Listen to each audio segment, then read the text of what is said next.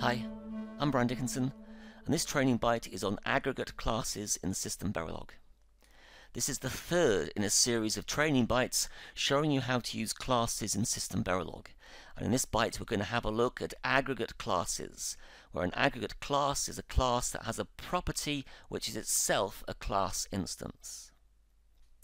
So, a class property can be an instance of another class. So here I have a class 2 frame that has two properties, F1 and F2, and these are of type frame, where frame is a previously declared class. Now obviously because F1 and F2 are class handles, they'll have a default value of null. So I must call a constructor to create the instances of frame within these two handles in order to build a hierarchy of my aggregate class. So typically in the constructor of 2 frame, I'll call a constructor of F1 to create the instance of frame in that handle, and also the constructor for F2 to create another instance of frame for the F2 handle. Now once I've done this, I can then use a hierarchical path name to push down through the hierarchy and pick up any property. So here I have an instance, double of 2 frame, and double.f2.addr is a reference to the addr property of the F2 instance of frame within the double instance of 2 frame. So let's have a closer look at the construction of an aggregate class to understand what's happening here. So I have a handle double on 2 frame. Now at the start of simulation, this has the default value of null. And then in my initial block, I call a constructor on the double handle. So this goes away and creates an instance of 2 frame in memory and returns a pointer to that instance into the double handle. We then execute the new constructor function of 2 frame.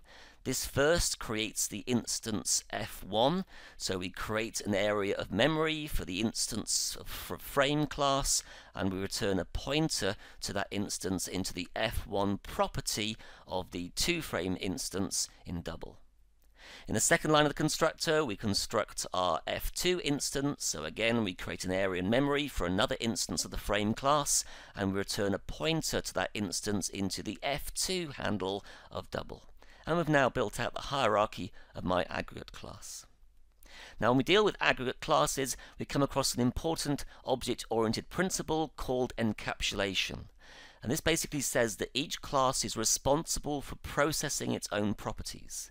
So let's have a look at a simple example using a print method. So here I have a print method of the frame class, which prints the local properties addr and payload. And I also have a print method in the class 2 frame. Now what this print method in 2 frame does, it prints the local count property first, but then it calls the frame print method in order to print the contents of F1, and again the same for the contents of F2. So now when I create an instance of 2 frame in the handle double and call a print method of that, I'll first print the local method count, then I'll call a frame print method to print the address and payload properties of F1, and call the frame print method again to call the address and payload properties of F2. So it's important here that 2 frame does not print the address and payload properties itself. It calls a method of the frame class to do that printing for it.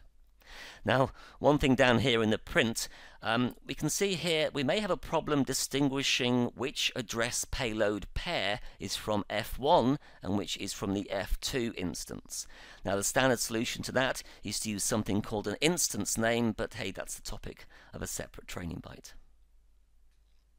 So here, this has been a quick overview of aggregate classes. Remember, an aggregate class has properties which are instances of another class. In software terms, this is referred to as a has-a relationship. So 2 frame has a property of type frame. In fact, 2 frame has 2 properties of type frame.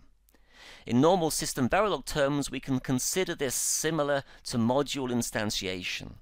So I have an instance of 2 frame which in turn instantiates 2 instances, F1 and F2 of frame. And just like in a SystemVerilog module hierarchy, we can use a hierarchical path name to push down through double, push down through F1 and pick up any of the local properties of F1. So this is a very quick overview of aggregate classes. In the next training bite, we'll have a closer look at inheritance, where we extend class declarations from other classes. In other training bites in this series, we'll have a look at polymorphism, virtual classes, and randomization.